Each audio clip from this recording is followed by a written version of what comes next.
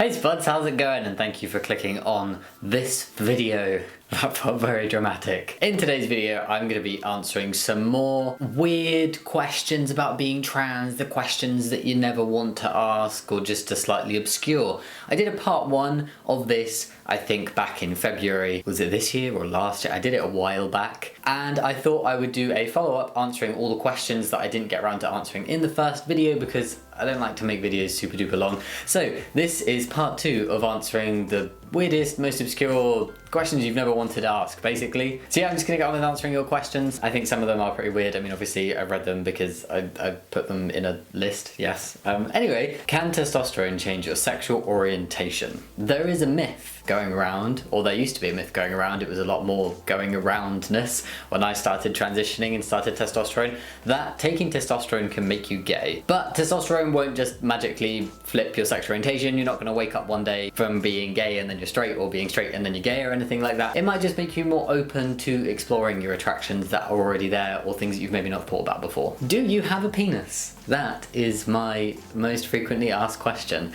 and the answer is yes. I've had lower surgery, I do, but it's maybe not the most polite question to ask people you don't know, and I probably wouldn't ask that to a complete stranger. Before bottom surgery, was it weird to have traditionally female external genitalia? I mean, obviously, yes. It was weird and not something I enjoyed, hence why I had surgery to change that. It's not something that every trans person will get dysphoric about, but it is something that caused me dysphoria, not as much as my chest or my just pre-testosterone appearance. But yeah, it was something that was strange to me and it was something I didn't like, so I changed it. Do you see your pre-transition life experience as positive or negative?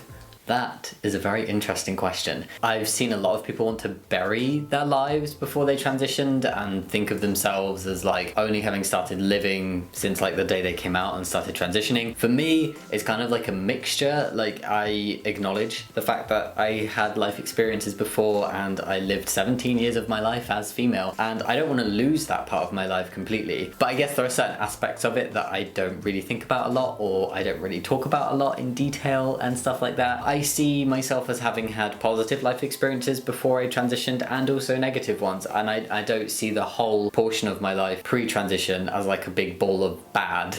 I see it as something I'm glad I'm not doing anymore, but that I don't want to ignore completely. If you got hit in the balls pre-op, did you used to pretend it hurt? Oh, like in She's the Man, Mother's the Delayed. Ooh, I can't say that there's been like a distinctive moment where I got hit and was like, oh yes, I should pretend. I don't think it's ever something I would have pretended about. If I was with friends, no, I wouldn't bother pretending. Do you ever envy cis guys? I mean, of course there is a bit of envy there. Like, it's not something that really happens a lot now, but it used to happen a lot before. But the things that it is now, I kind of just think, well, that's just like envy that anybody could have over something about someone else that they don't have. So like about somebody being taller than them, or more muscular, or having more hair, or a more filled in beard. It's like little things like that, and they're not things that I equate to being trans. It's just things that I equate to like, oh, I'm not incredibly happy with my weight and my build, so I'm slightly envious over people who are a bit like more bulky than me. That kind of thing. It's not really a trans thing anymore. I'm not even envious over penis size.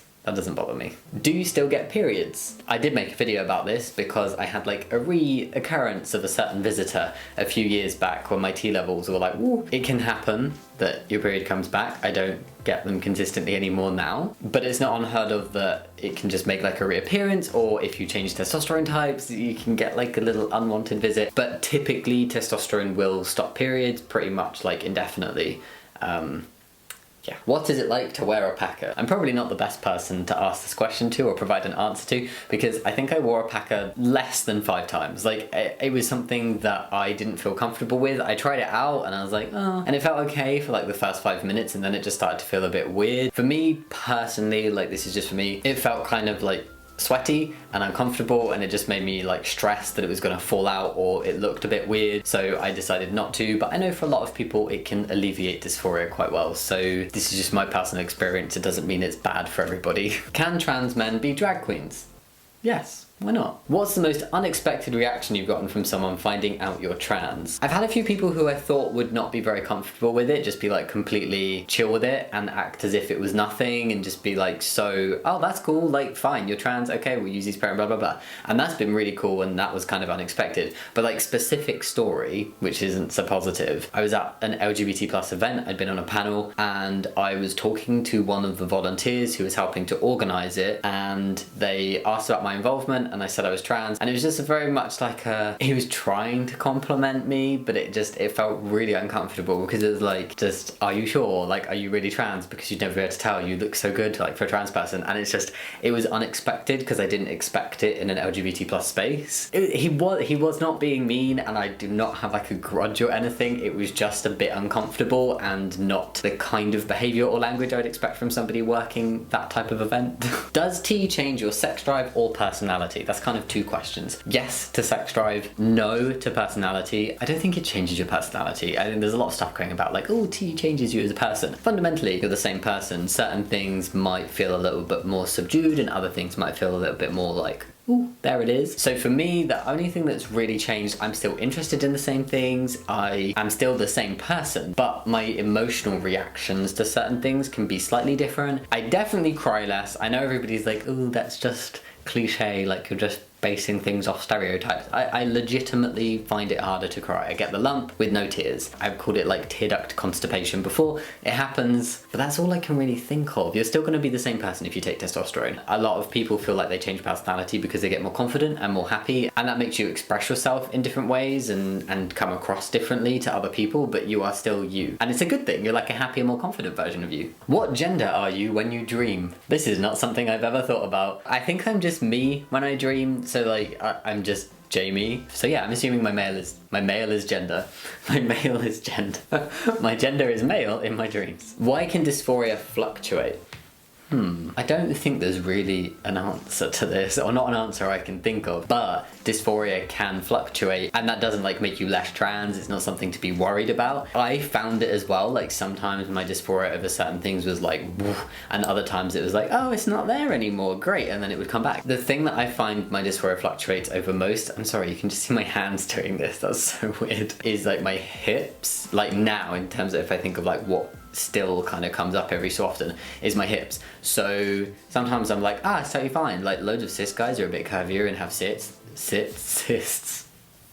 I meant hips. What?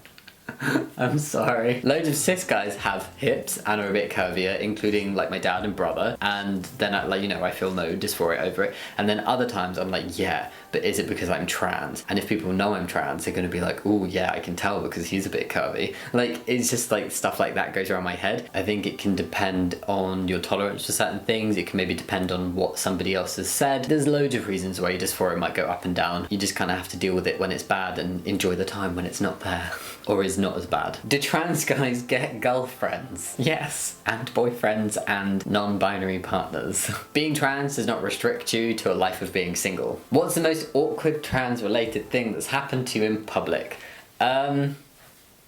Something recently that happened is I changed my name with my bank over 8 years ago when I first started transitioning. It's pretty much over, it is over 8 years ago now. Wow, that's crazy. So I changed my name all that time ago. I've gone to the bank loads since then, and then I go in the other week and the guy gets really confused and he's like, I just want to check this is definitely your account and this is you on the account, because here it says that this account belongs to somebody who's female.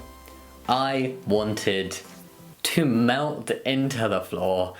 It was so uncomfortable. He had to ask me the question because he had to make sure that I was the right person, blah, blah, blah, with the account details. I was really awkward, so I just said, oh yeah, I changed my name. And thankfully he got it. Like it clicked with him what I was talking about. And he was just like, okay, I'm really sorry I had to ask you. I just had to confirm details. And I was like, it's fine. But a little bit frustrating that it's there on a screen. So literally every other person I've gone to the bank for, one, hasn't picked up that it's maybe a security thing that they should ask me about, and two, has seen that on the screen. Or maybe they just never noticed before and that's why I've never been asked about it. I'm just gonna tell myself that's what happened. But yeah, that was really awkward.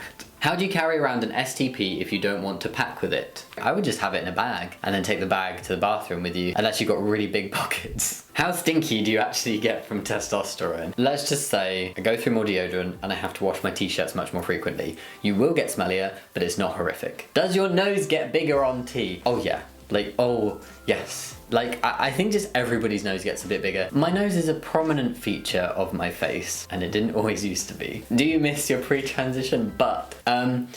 My butt hasn't changed. Like, oh, wait, okay, hold on, I get it, because like with fat redistribution, some people do experience like getting a smaller butt, so like you're less curvy, but I never had that pre-transition, so my butt is the same. Probably a bit peachier now actually, because I put weight on. I like my butt. So no, I don't miss it, but I get where that question's coming from now. I literally just figured it out. Okay, and final question, it's a bit more of a serious one.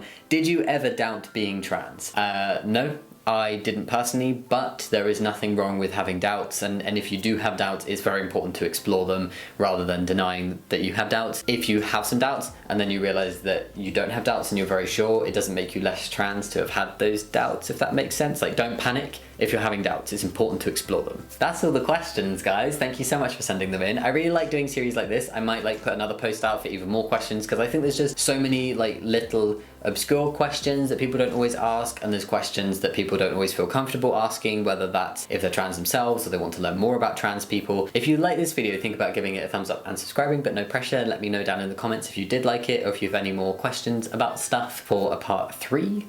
Is it weird to do a part 3? As always, guys, thank you so much for watching. I'll see you next time. Much love. Bye!